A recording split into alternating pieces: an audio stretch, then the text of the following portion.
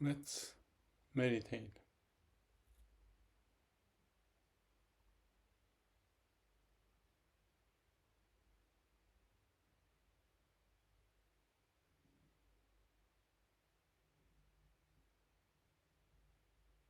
Breathe calmly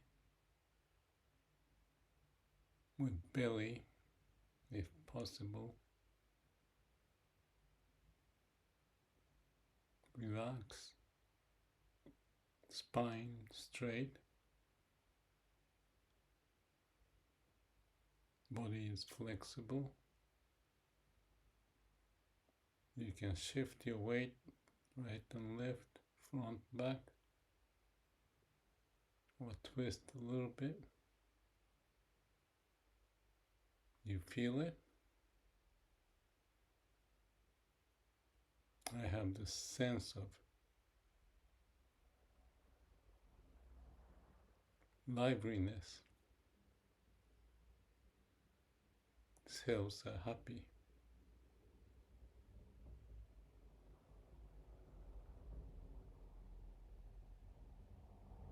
I had some pain in the back. I played Go game too long and climbed up the mountain and walked a long distance. It took a few days, but getting in good shape. Health is important, isn't it? Making a mistake, learn how to not to make a mistake, and still make mistakes. But this one was more like my over exercising, the middle way, the balanced way, grounded and connecting to your heart and body. Breathe in, breathe out. Feel the air going and out, nostril.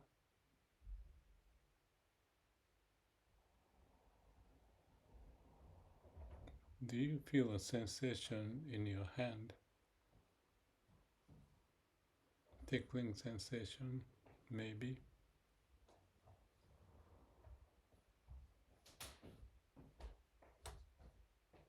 Just stay calm. There's a sense of bubbling sensation on my right hand and the left too. Like I can hear the sound almost.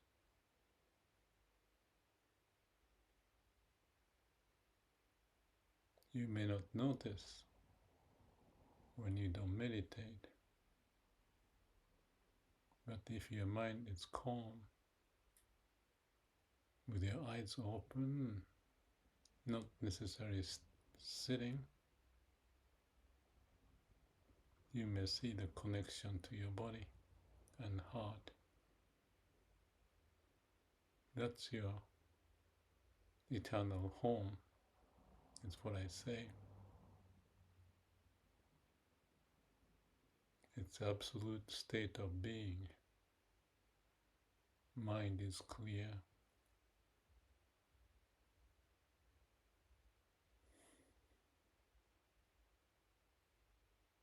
Let's check the posture again.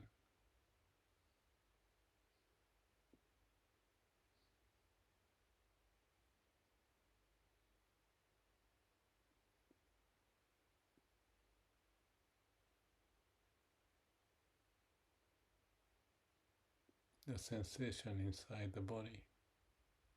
Arms, hand, getting stronger.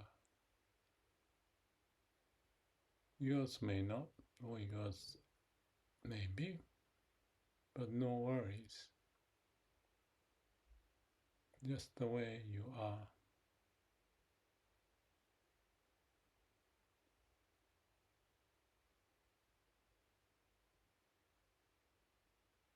When you're relaxed, focusing on breathing or inner body sensation, like on the fingers, on the heart, arms, upper arms, or your belly and thigh.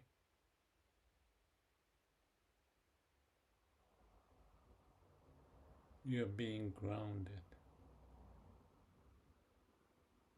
It's like a basic state of your operating system.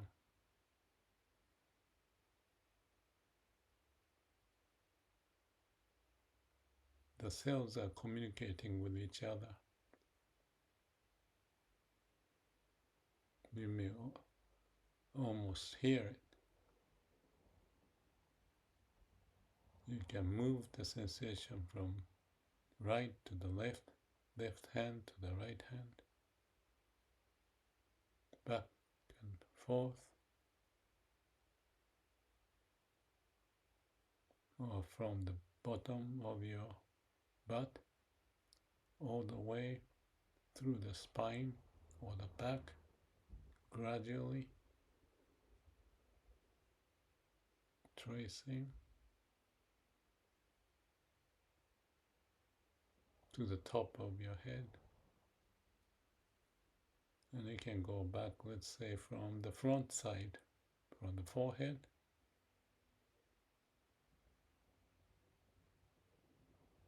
between your eyes, nose, lips, chin, throat.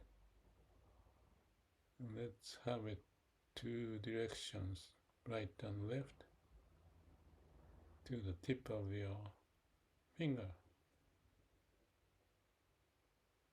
And stay there for a while.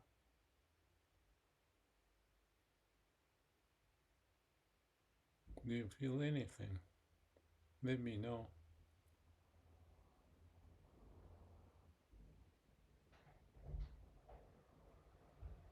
Now back your hand, arm, shoulder and chest. Spine still straight, and let's go down. Slowly. Take your time. If you lose where you're pointing to, then you can stay there. Breathe a few times and move on. From the belly spreading out to your knees. If you're sitting like me, cross-legged. And then on the knees, you may have your hand there. Zzz. Looks like they're communicating.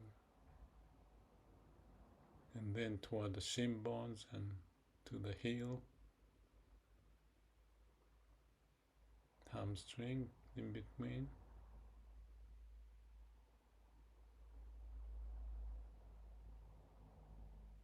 To the heel.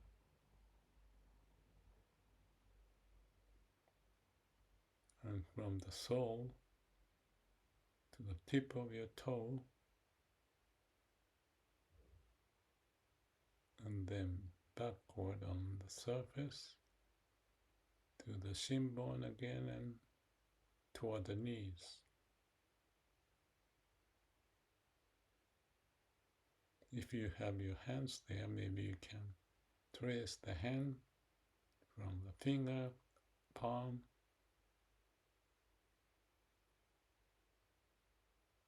elbow or front side toward the shoulder.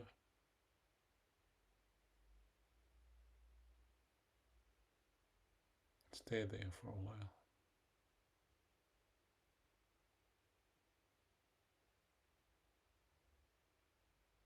You can go downward between your chest,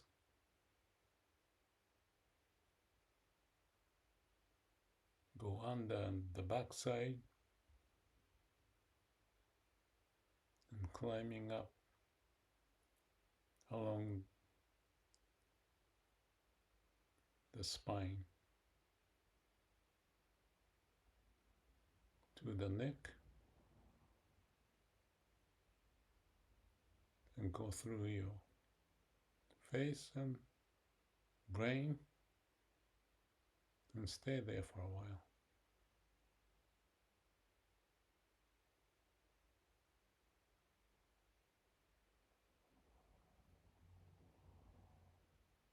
You have a quiet mind.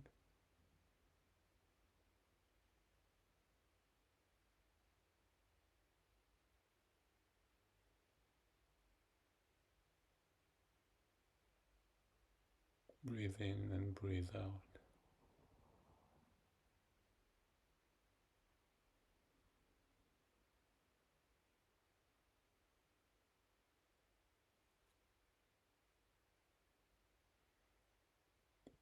You can have varieties of virgin, or without sitting, you may stand up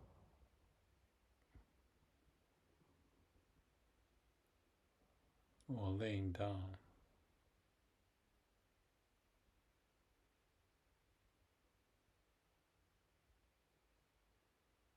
More you can excite yourselves by paying attention.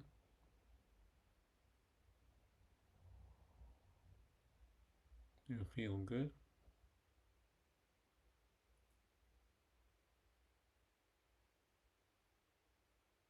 And your kids should be okay.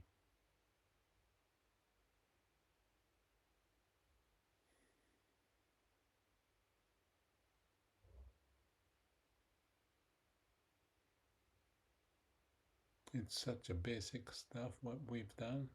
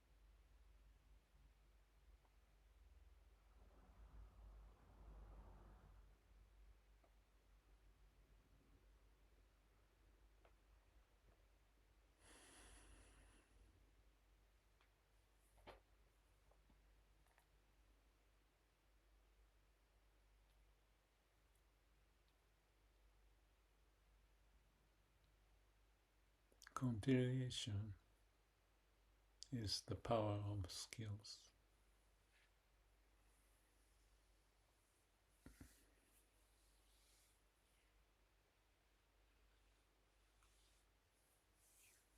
There are two curves that you can plot. On the horizontal line is the time, and the vertical line may be, let's say, 210, and the one, let's call that as medium. So have a line drawn that's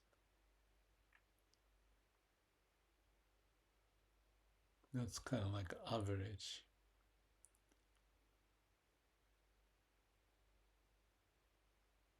And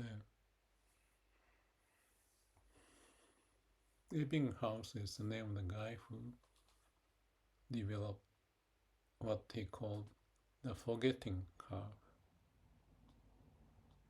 So if you remember something, let's say it's stored at the level 1,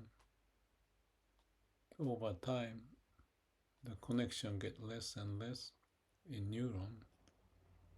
So exponentially the level start to fall from 1 to, let's say, 0.95 and 0.9, 0.85, and on and on.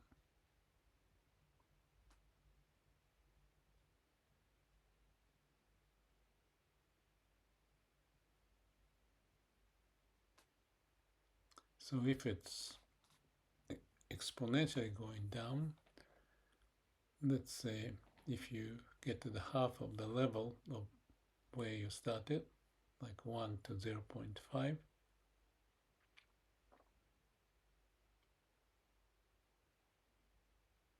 double the distance sideways. Say 1 to 0.5 is 5 seconds.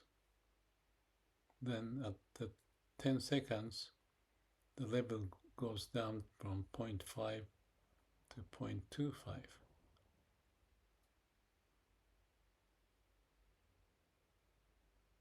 So gradually you start to forget things.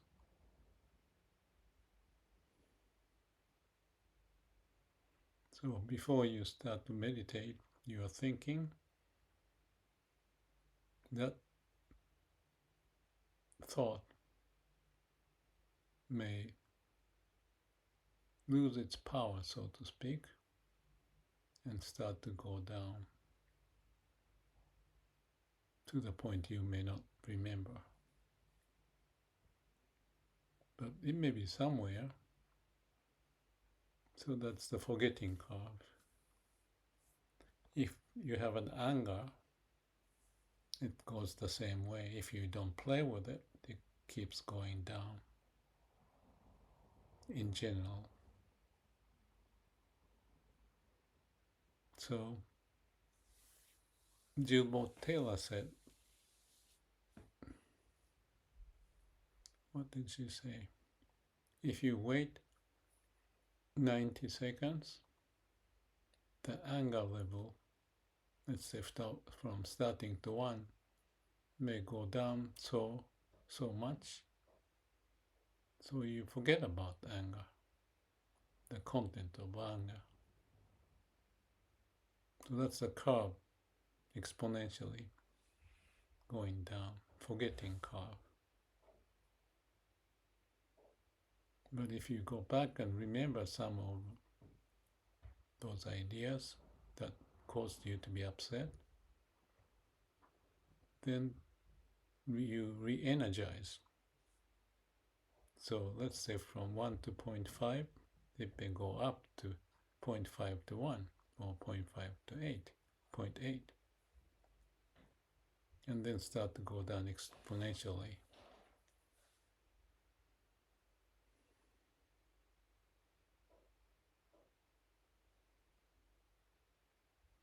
So if you have an empty mind, don't deal with thought, then It's like a water, ripples get flat,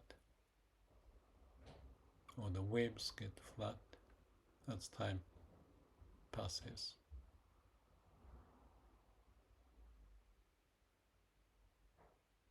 It looks like kids may forget those very quickly, whereas adults may hang up. Kids may be more creative for that reason. The adult may be more or less creative, get stuck with some thought.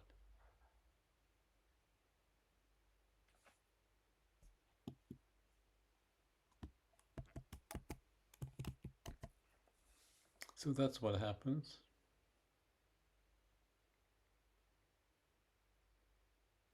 Any habit that we may develop may have to go through a fairly long time to erase it, especially those negative habits. For example, you get upset so easily. So repetition of not playing with thought, negative thought, would help you. So that's kind of applying this Ebbinghaus's forgetting curve.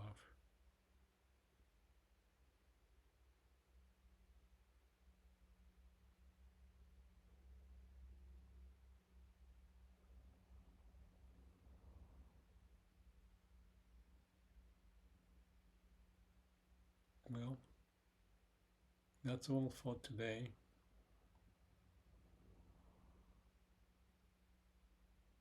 Hope to see you again.